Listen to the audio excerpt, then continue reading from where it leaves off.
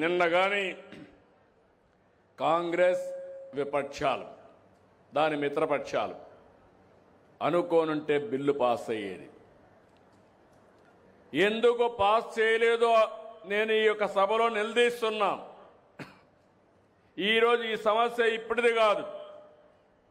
1996లో దేవేగౌడ ప్రధానమంత్రి, ఆ రోజుండే యునైటెడ్ ఫ్రంట్కి నేనే కన్వీనర్ని. ఆ రోజు బిల్లు ప్రవేశపెట్టాలని ప్రయత్నం చేశాం. అప్పుడు కాంగ్రెస్ సపోర్ట్ చేసింది, వాళ్ళు ఒప్పుకోలేదు. అక్కడి నుంచి విత్డ్రా చేసుకునే పరిస్థితికి వచ్చాం. ఆ తర్వాత ప్రధానమంత్రిగా వాజ్పేయి గారు వచ్చారు. 1998, 99, 2002, 2003 4 సార్లు బిల్లు తీసుకొచ్చారు. రాజ్యాంగ సవరణ అవసరం, 2/3 మెజారిటీ కావాలి. ప్రతిసారి బిల్లు పాస్ చేయకుండా కాంగ్రెస్ పార్టీ చేశారు. ఇంకో పక్క 2010 మీరందరూ గుర్తుపెట్టుకోవాలి, యూపీఏ ప్రభుత్వం కాంగ్రెస్ ఆధ్వర్యంలో రాజ్యసభలో బిల్లు పాస్ చేశారు. మీకు చిత్తశుద్ధి ఉంటే ఎందుకు లోకసభలో తీసుకురాలేదని నేను అడుగుతున్నా. ఆ రోజు రాజ్యసభలో బీజేపీ సమర్థించింది, బిల్లు పాస్ అయింది.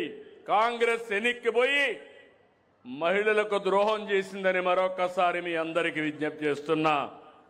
ఆ రోజు అయ్యుంటే ఇప్పుడు మాట్లాడే క్రెడిట్ వాళ్లే తీసుకునేవారు. మొన్నే నరేంద్ర మోడీ గారు 2023లో రిజర్వేషన్ బిల్లు తీసుకొచ్చారు. అప్పుడు అందరూ సహకరించారు. అయితే అది 2026లో సెన్సస్ జరగాలి.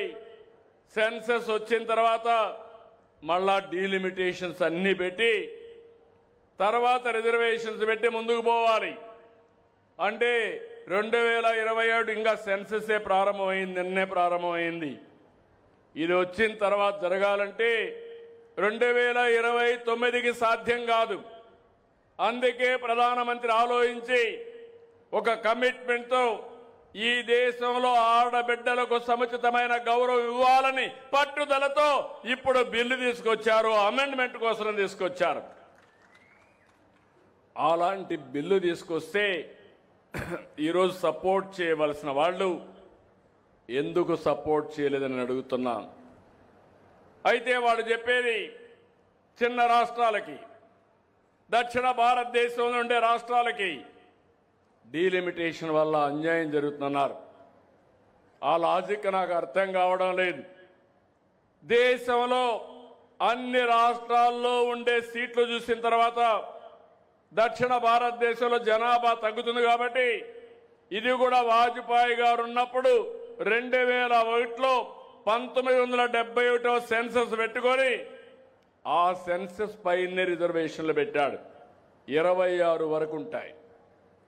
ఈరోజు ప్రధానమంత్రి గారు పార్లమెంట్ సాక్షిగా అమిత్ షా గారు చెప్పారు, మళ్ళీ మేము హామీ ఇస్తున్నాం, సీట్లు మారవు. ఆంధ్రప్రదేశ్లో 25 ఉంటే 38 అంటే 50% పెరుగుతాయి.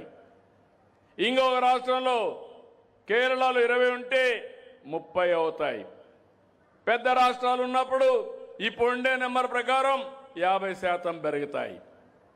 ఇలాంటి బిల్లు పెడితే ఎందుకు అపోజ్ చేశారని అడుగుతున్నాను. అంటే మీ ఉద్దేశం కావాలని చెప్పి పక్కదారి పట్టించి ఇప్పుడు రిజర్వేషన్ని మా ఆడబిడ్డలకు దక్కకుండా చేశారు.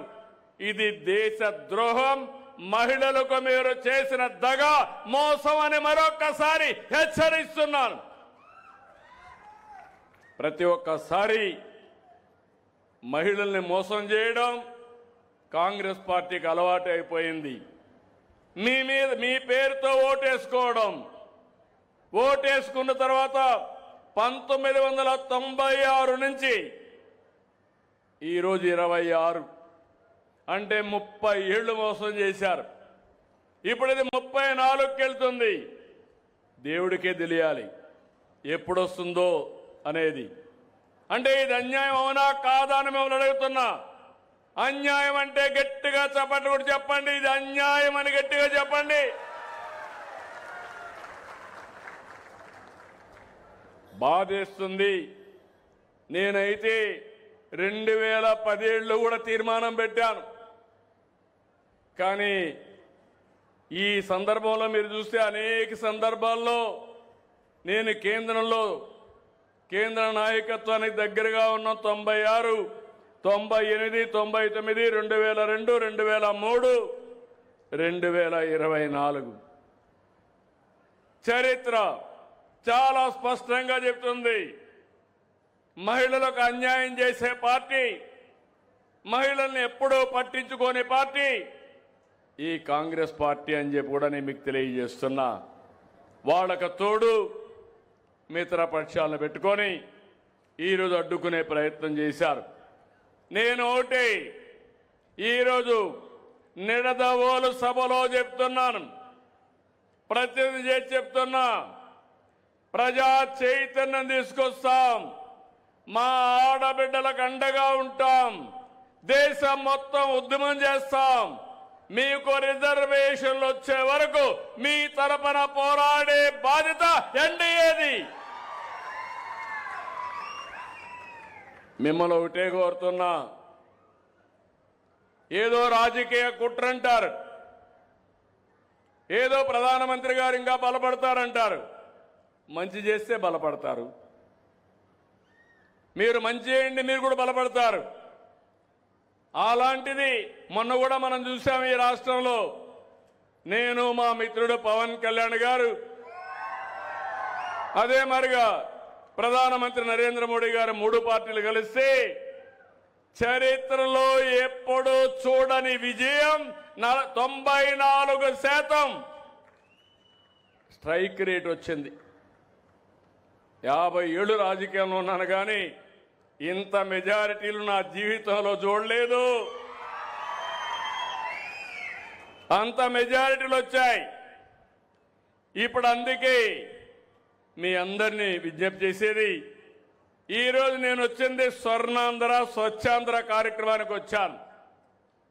కానీ దానికంటే పవిత్రమైన కార్యక్రమం మా ఆడబిడ్డల్ని చట్టసభల్లో చూడాలనే ఆకాంక్ష. తప్పకుండా చూస్తాం. నేను ఇప్పుడు చెప్పడం కాదు, మా ఆడబిడ్డలు వంటింటికే పరిమితం కాకూడదు, దానికి పూర్తిగా అండగా ఉన్నాం. మళ్ళీ చెప్తున్నా, మీరు కూడా అడగండి. ఇక్కడ వైఎస్ఆర్ కాంగ్రెస్ పార్టీ లేదు కానీ దాంట్లో నుంచి బయట వచ్చిన ఒక తోక పార్టీ ఒకటి ఉంటుంది.